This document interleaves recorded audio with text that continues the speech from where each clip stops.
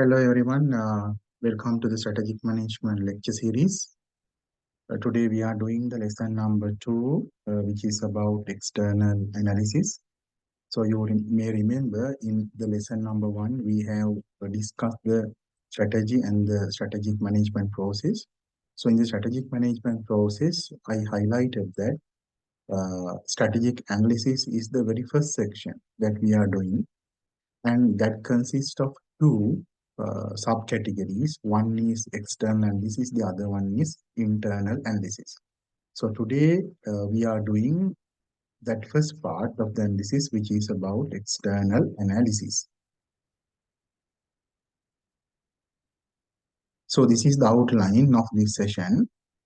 So we are discussing four main areas: general environment analysis, industry analysis using the Porter's five forces model, strategic groups, and competitor analysis. So let's start with defining the three areas. What is meant by general environment? So basically, this consists of the broader environmental forces which are influencing the organization's activities and ultimately influence the organization performance. So broadly speaking, it consists of four main components, which we famously call as PEST factors. So it consists of political and even legal factors, economic factors, social and cultural, and the technological factors. So the acronym to represent this is we call PEST. Industry environment basically consists of all the organizations which are available in a particular industry, and those organizations are really influencing the organization's competitiveness and its performance. So we are going to analyze that using the Porter's five forces model. And then the third level of the external analysis we call the competitor environment. So that's basically who are your closer competitors that you have to compete with, and they basically define what you have to do, and their activities are really influencing and any organization's strategies and the activities. So let's start with why we need environment analysis. So basically, it is the first step in the strategic management process. Why we need that? Because we want to utilize our resources more effectively as well as in a more efficient manner. So for that, we have to have a broad understanding of the environment, and we have to decide what we have to do correctly. Also, if you want to change, analyzing and understand the environment is very important, and accordingly we have to change. We can plan the things very efficient manner to utilize our resources in a very productive way. Also, external changes are happening a lot, and then we need to have some kind of a control mechanism to embed those changes into our organization's activities. And for that, we need the environment analysis. Also, we have to decide our competitive positions and our strategies by understanding and responding well to the environment analysis. Otherwise, we may not be doing what is required for the environment. So for that also we have to undertake an environmental analysis. So what is this PEST framework? So it's, as I told you earlier, this is basically consisting of all the broader environmental forces. Right? So that actually has PEST factors, and the first one is the political and legal. So when you say political and legal, what it consists of, right?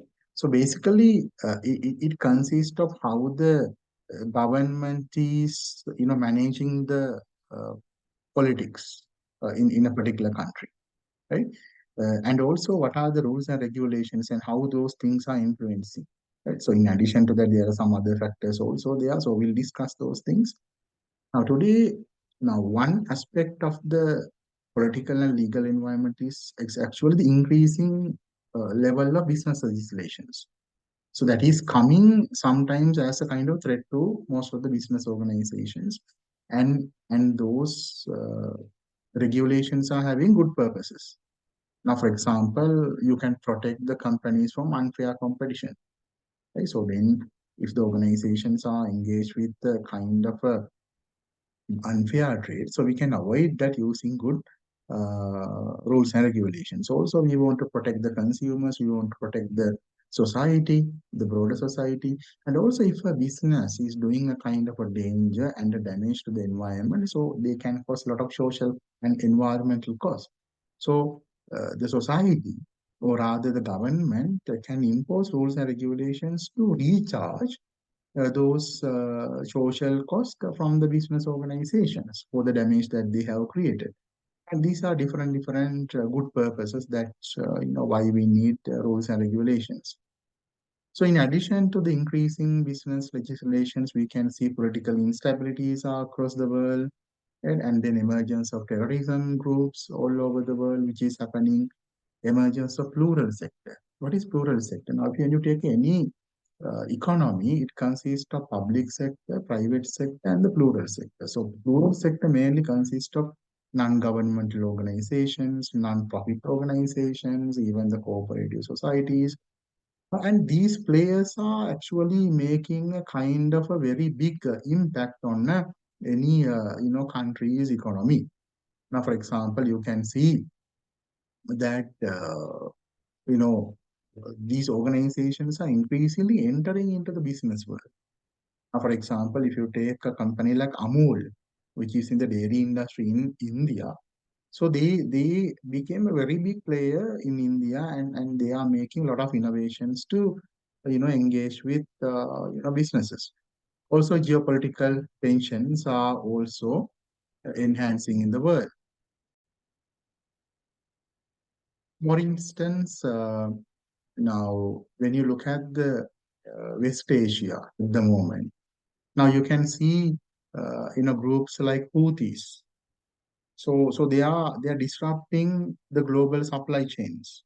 So that has finally influenced the business organizations. Why? Their cost of logistics have increased because you have to pay higher insurance, and sometimes you have to change the shipping routes. So geopolitical tensions have directly influenced the business organizations and their performance. Next is economic environment.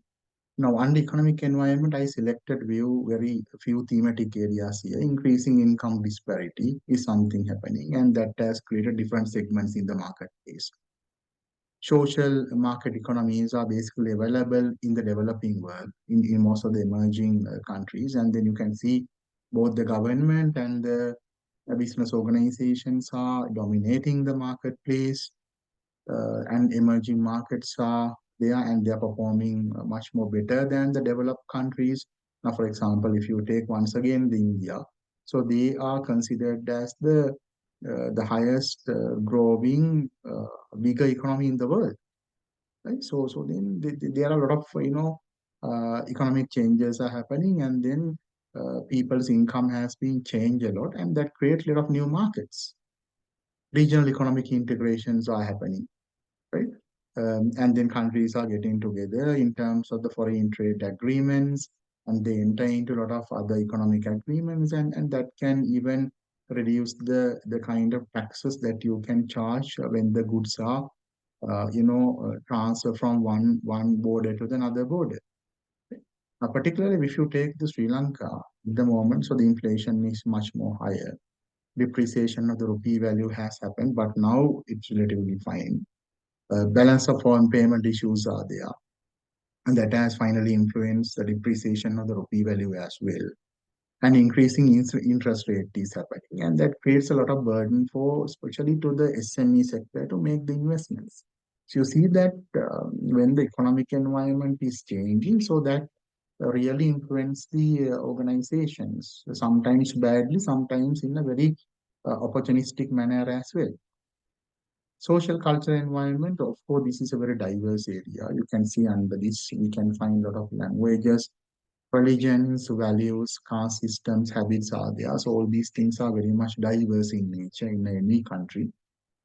And if you look into this social, cultural environment, and then a lot of demographical changes are happening. Now, for instance, population growth differences are there across the countries. In developing nations, still, birth rate is much more higher. And then in the developed world, it is the other way. You can see a very huge aging population. For instance, countries like Japan, right? So some cities people have just forget because there are no people to live there, right? Because aging population has devastated the Japanese society, and even in China also this is becoming a bigger issue. Ethnic markets are happening. Educational groups are basically formulated because of the penetration of the social media. And as a result of that, most of our requirements are going to be, we are trying to match our lifestyle with our other members in the same education group. Household pattern changes are happening. The way that we are spending the money is really changing. Changing role of women is happening. For example, most of the women are engaged with career, and they are becoming more career oriented. And some women have started some entrepreneurial journeys. And as a result of that, they may need some products and services which they didn't need when they were not working. Right? And concepts like minimalism is also spreading in the Western world, and that has even come into the Eastern societies as well. And that create a kind of a different lifestyle, and these are like sometimes good business opportunities for business organizations. I think the technological environment is the one which is changing at the rapid speed, right? Among all the other, three variables that we discussed. New communication technologies. Now, if you take, for example, AI, AI has reduced the time that we are taking for completing some of the work, right? And the social media has changed the way that marketers in an organization that they have to communicate their brand story to the target market. Cloud computing, alternative energy sources are there, for example, solar, right? So then there's an increasing investment on that. And then business organizations have taken it very positively. Nano and biotechnologies are there, and those are adapted to develop new products. Smart mobile robotics. So robotics have been used in most of the supply chains and even in the big mega factories. So they have influence to reduce the cost of operations in most of the organizations. And then what we can do with this PEST analysis, and that's something interesting to know. So we are going a little bit one step further. What next after the PEST? So there you see, I discussed this in terms of 4 points here. What we need to do with the PEST, we have to identify the key factors for change. If you take your industry, if you take your organization, and once you do the PEST analysis, so what are the major environmental factors influencing? For example, the country's political instability, right? And then depreciation of your currency, right? Then under social cultural, take some things like, let's say, aging population, right? Under technology, it can be social media developments. So I identify the key factors which are really influencing your organization's activities, and then identify the alternatives within the key factors. That means you have to identify the extreme two ends, right? So let's say, for example, political instability case. So political instability can be either favorable or unfavorable. So you identify the range there. And then based on those range, you can develop the scenarios, right? So this is called scenario development. So then you can develop a kind of a matrix by taking two major environmental changes, for example, political instability and the social media developments. And then you can see a kind of scenario, right? And then what you need to do next, explain the impact of each scenario on the organization. That is the key. Right? How higher political instability and a higher change in the social media influence the organization. So that can be kind of a condition which can happen within another 3 years' time. So how you can face for that? And then influence like that different scenarios, how they are going to influence. So then you can be much more prepared in terms of the environmental changes. So all in all, now what we can see today, right? you can see a rate of change in the factors in the environment. So rate of change is much more higher in most of the environmental changes. We are experiencing a higher rate of change. And also here I listed out number of factors that have been changing. I think almost all factors are changing a lot. So you can see a higher number of factors are changing, and we need a kind of it goes with a higher rate. And as a result, we can see a high situation, so which leads to high uncertainty. With the high uncertainty business environment, what we need is actually we have to adapt to the environmental changes. Otherwise, we have to go out of the business. So how you can adapt? I think when you look into your business organizations, so they have been using many adaptation strategies. So here I listed out only few of those strategies. Now, for example, one can be boundary spanning role. As an organization, you can't just stick to what you have been doing, and you need to identify your key stakeholders, and with them you have to develop and you have to expand your boundary, and then all you can see the good business and new business opportunities. Also, you can develop inter-organization partnerships or collaborations. Even it can come under mergers and strategic alliances. The reason is you cannot face most of the changes alone. So you need someone else's support to go for that. So what is industry environment, right? So what is the industry? Basically, industry consists of organizations who are producing close substitutes for what you have been manufactured. Right. Now, for example, if you want to explain how can you define the Sri Lankan apparel industry, right? So we have several good players. Let's say MAS, Brandix, Sela Clothing, TriStar Apparel, right? So we can see some players are there and they are competing with each other very intensely, and we can call them as the industry, right? But is that correct when it comes to Porter's five horses model? I think we have to go one step further.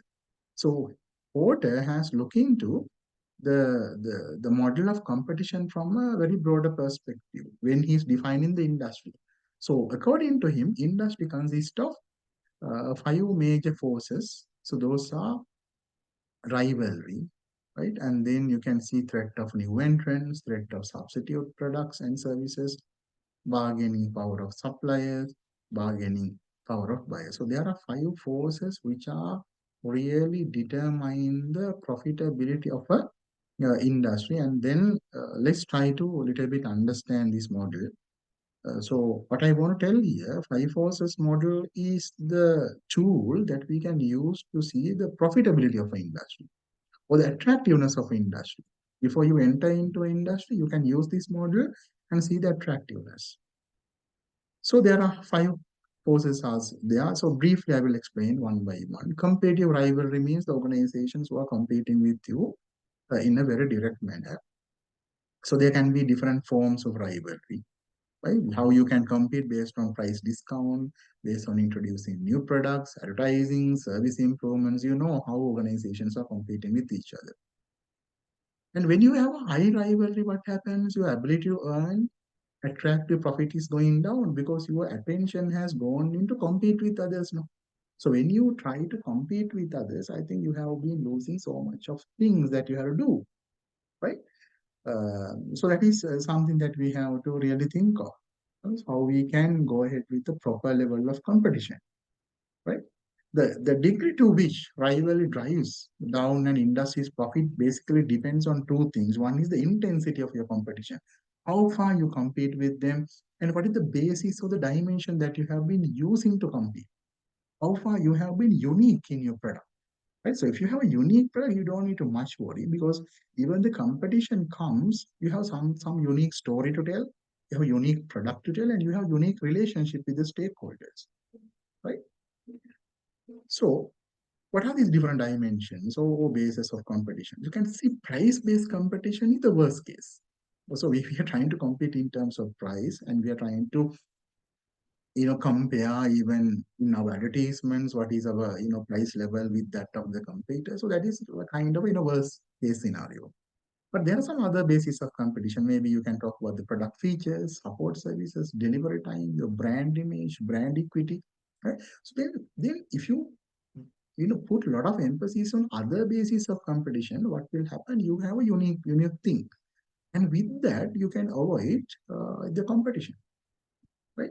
And rivalry can increase the average profitability of industry as well. Because if you don't have a rivalry at all, industry is basically lethargic. So which is also not a good condition. There should be a kind of rivalry, but it should not be a kind of very intense one where the organization's profit can be eroded. Next is the threat of new entrants, uh, new organizations which can come into the industry, right? So uh, basically, now how in which situation that the new entrants can enter? New entrants can enter when your industry is very loose, when you don't have barriers, right? For organizations, other organizations to enter, so they can enter very easily. So what the most important thing that some organizations are doing, they build up barriers where the new entrants cannot enter into the industry. So when you have higher entry barriers, other organizations cannot enter. So when other organizations cannot enter, your profits can increase because your profit is not going to be shared among these new players. Right? So that is why organizations are putting more effort on building barriers for others to enter into an industry. Threat of substitutes. What are substitute products? Rather than buying your product, what are the other products which are available? Now, for example, Zoom uh, has become a substitute for traveling. So we don't need to travel sometimes to the university to hear to the lecturer. So whereas you can connect with the lecturer through a Zoom or some other platform, and as a result, you can see, traveling and the Zoom are actually competing with each other, right? Now, the interesting thing is when the threat of substitutes is very, very high, right? So you will not have higher profits. Why? Substitutes are enjoying the profits. Power of suppliers, right? Now, who are suppliers? These are the people who provide the raw materials for your organization, right? So if you can find very powerful suppliers in your industry, you are losing, right? Because they can charge very high prices. They can limit the quality and the service that they're offering, right? And they become very big players. As a result of that, you will be losing. So higher bargaining power of your suppliers is not a good condition for the,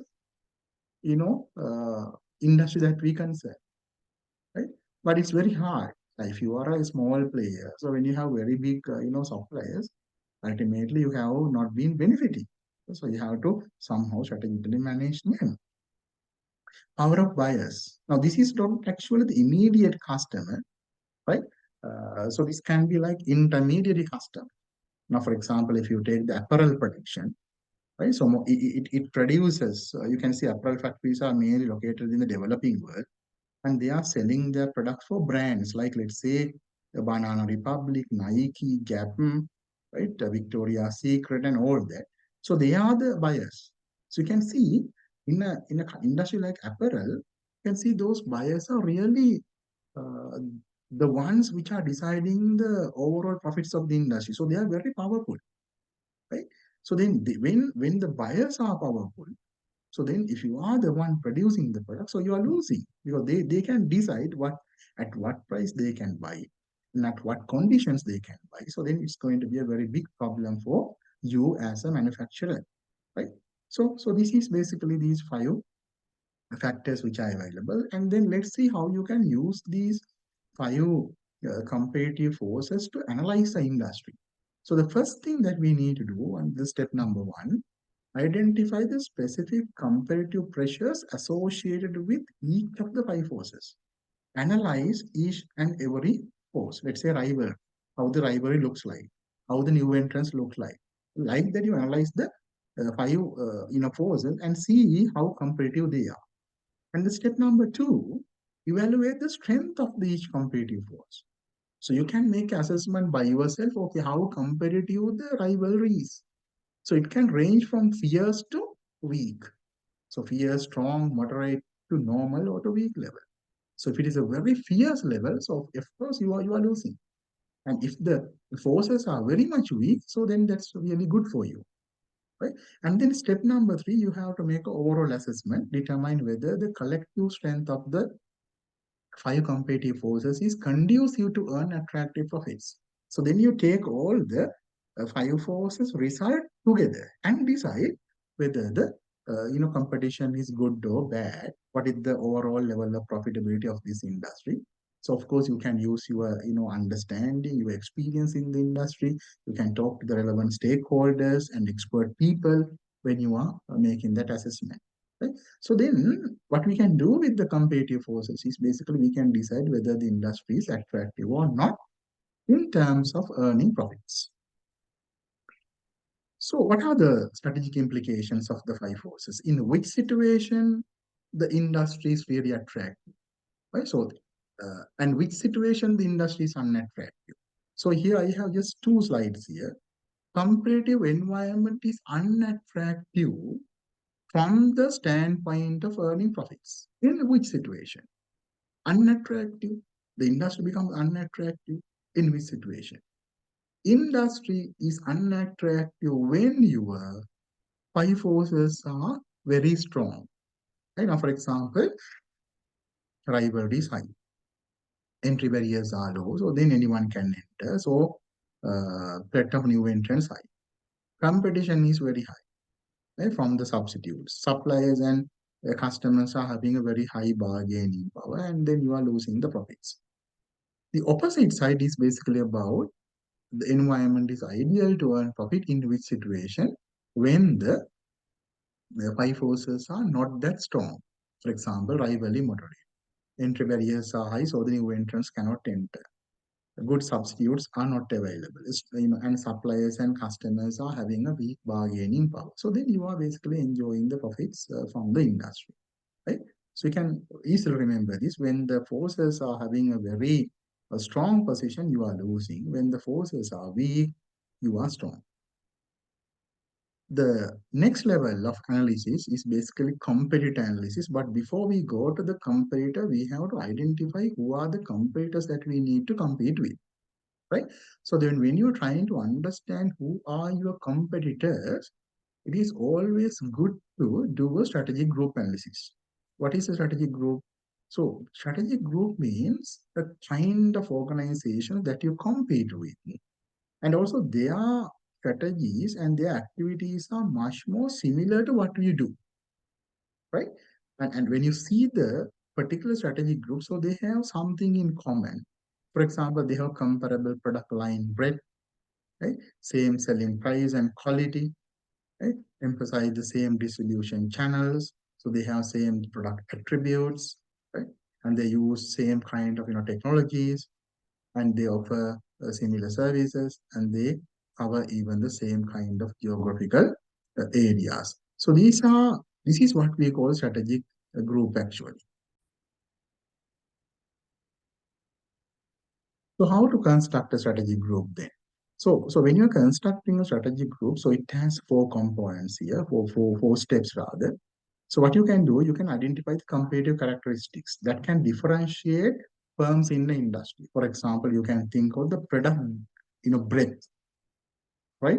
You can think about the quality. You can think about the prices. So based on those parameters, you can differentiate organizations in the industry. Right? And then you can plot the firms on a XY map using pairs of these differentiating characteristics. So you can select two, variables, and then based on those two variables, you can plot the firms in a particular XY map. And then you can assign the firms that fall in about the same strategy space to the same strategy group. You find that two or more organizations are following the similar kind of strategies and they are in a similar level, their product level, everything is similar. So you can make them much more closer. And then finally, you have to draw the circles around each group, making circles proportional to size of group's respective share of the total industry sales. So you have to calculate or you have to get the data from secondary data sources regarding the overall sales in the particular industry. And then proportionally you allocate the sales for each group, not per organization. Right? So let's look at an example here.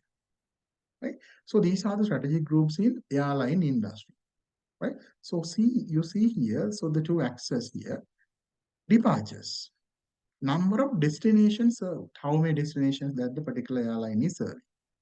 Here the price. So price are high, low, number of destinations can be low and high. Now, for instance, if you take two airlines like SkyWest and Southwest, what you can see here, they are serving large number of destinations, but their prices are low cost carriers. So you can see SkyWest and Southwest. So you can see they are actually in the same, you know, strategic competitive space, right? So we can put them, a little bit closer to each other. And you see these three, United Airlines, Delta, and the American Airlines. So they are, destinations are also high, but the prices are also high. And then you have these middle ground players. And then you have these low players. So you can see here, the circle sizes are different, which means, right, uh, when the circle size big means, so they are representing a high proportion of the industry. So you can have to make some kind of a quantitative calculation, and then you can, draw this kind of for your reference, and that can be a kind of very good way to identify who are your competitors are. Now, according to strategic group analysis here, Southwest actually compete with SkyWest. So when Southwest wants to do a compete analysis, it's good that you do that compete analysis with SkyWest. For American Airlines, you have to do with Delta and the United Airlines. Right? So strategic group is giving a kind of a direction to identify who your competitors are based on the strategic position that you're competing with. Then, once you identify your strategic group, so you know your competitor, and then you can do a competitor analysis. So, what you can compare in there. Now, for instance, in the Sri Lankan mobile phone service industry, we have Dialog and Mobitel competing with each other. So, I think they are basically the same competitive or the strategic group. So, you can compare Dialogs with Mobitel. On what basis?